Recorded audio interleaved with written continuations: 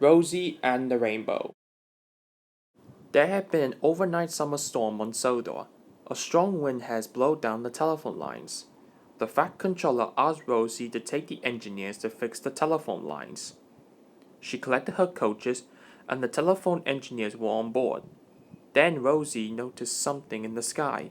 She thought it was the most beautiful thing she had ever seen. "Look at all those colors, Murdoch," gasped Rosie. "Red and blue and yellow and green." "That's a rainbow," said Murdoch. "An old story says you will find something magical at the end of the rainbow." "Something magical?" gasped Rosie. "That sounds wonderful. I must find the end of the rainbow right away." And she swished away.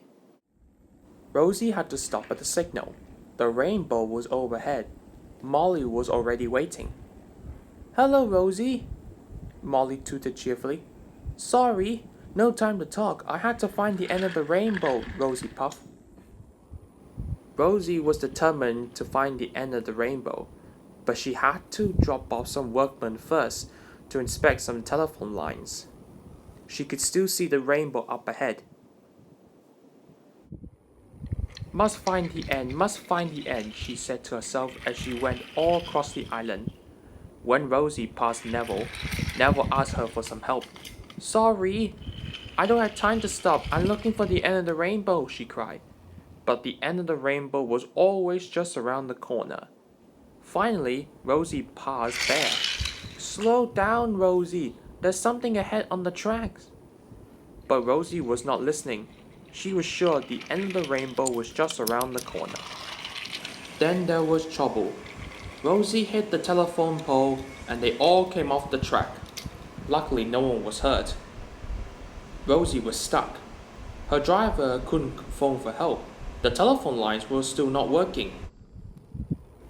Then Rosie spotted Molly far away. She whistled as loud as she could to get her attention, but Molly was too far away to hear. "I was too busy chasing the end of the rainbow, and she can't hear me," she said sadly. But Molly had heard Rosie's whistle. She knew Rosie was in trouble, and she was hurrying to get help. "Rosie is in trouble," Molly called out to Murdoch. Then Murdoch told Arthur. Arthur told Neville. Neville told Bear. And finally Bear told Harvey. Harvey set off right away. Harvey found Rosie in no time. Soon Harvey had Rosie back on track, while the telephone engineers repaired the broken telephone pole. "Thank you for rescuing me, Harvey," said Rosie. Harvey told Rosie that a message had been passed on. "All of your friends had helped rescue you," he said. Rosie was very happy. The rainbow was still in the sky, but Rosie didn't try to find the end of the rainbow. She worked as hard as she could until all the telephones would work again. As Rosie returned to the sheds, she was amazed to find the end of the rainbow. It was right over the sheds. "The old story was right," she gasped.